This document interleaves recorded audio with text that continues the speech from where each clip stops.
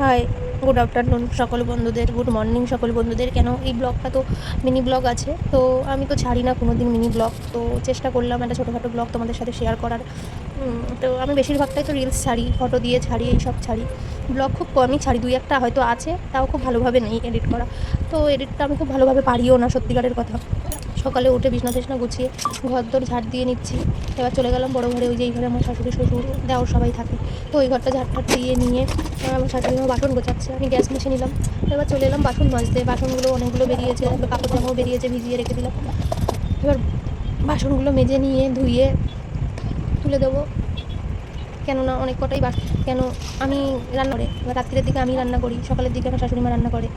কাচাকুচি করে নিয়ে ঘরটাও মুছে নিচ্ছি, কেন আজকে পুজোও দেওয়া হয়নি, দেরি হয়ে গেছে। পুজো টুজো দিয়ে ঘর মুছে চান করতে যাব। চান টান করে এসে তারপরে পুজো টুজো দিয়ে আমার শাশুড়ির তো চান হয়ে গেছে, উনি আমার হাতে একটু হেল্প করে দিচ্ছিলো, কেন আমি সত্যি করে একা পেরে উঠছিলাম না। ওই জন্য বললাম যে মা একটুখানি জামা কাপড়গুলো ওয়াশিং মেশিনে দিয়ে দাও, শুকিয়ে যাক, কেন যা বৃষ্টি পড়ছে, বৃষ্টি তো কমেই না। চান টান করে এসে সিঁদুর টিঁদুর পরে নিলাম, করে নিয়ে এবার পুজোটা দিয়ে নেব।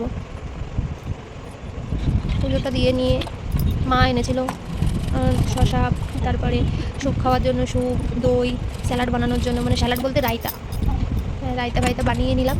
বানিয়ে নেওয়ার পরে শাশুড়ি আমি দুজনেই খেতে বসে গেলাম।